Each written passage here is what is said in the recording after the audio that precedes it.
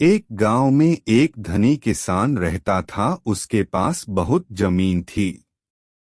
उसके यहाँ बहुत से आदमी काम करते थे।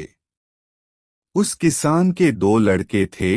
जब दोनों लड़के बड़े हो गए तो किसान ने उन्हें आधी आधी जमीन बांट कर दे दी। काम करने के लिए आदमी भी बराबर बराबर संख्या में बांट दिए। बड़ा लड़का आलसी था। वह कभी भी खेतों को देखने तक नहीं जाता था। वह अपने आदमियों नौकरों से ही खेतों पर काम कराया करता था।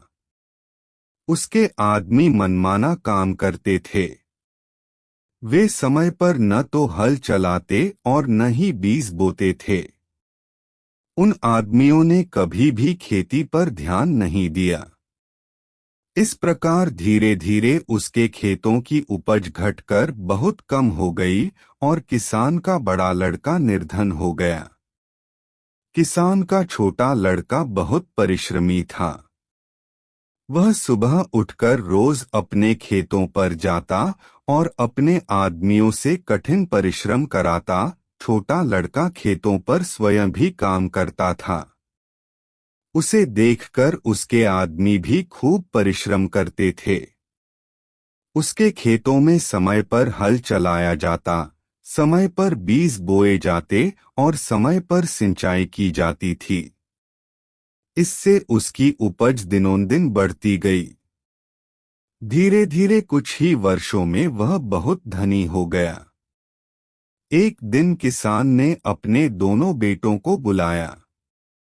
किसान ने बड़े लड़के से पूछा, बेटा क्या हालचाल है?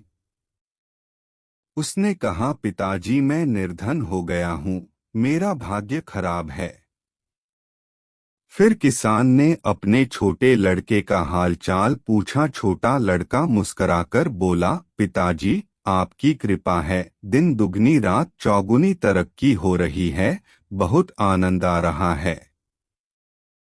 किसान ने दोनों लड़कों से कहा, देखो तुम दोनों को मैंने बराबर बराबर जमीन दी, काम करने के लिए आदमी भी बराबर बराबर दिए, फिर भी तुम दोनों में से एक निर्धन हो गया और एक धनी।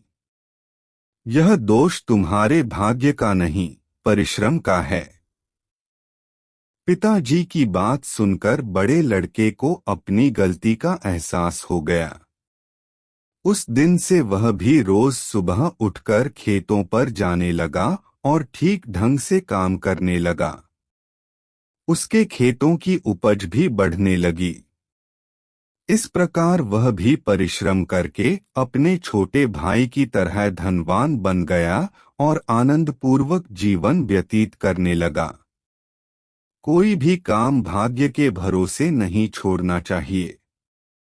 परिश्रम पर विश्वास करना चाहिए। परिश्रम करने वाला ही आनंदपूर्वक रहता है।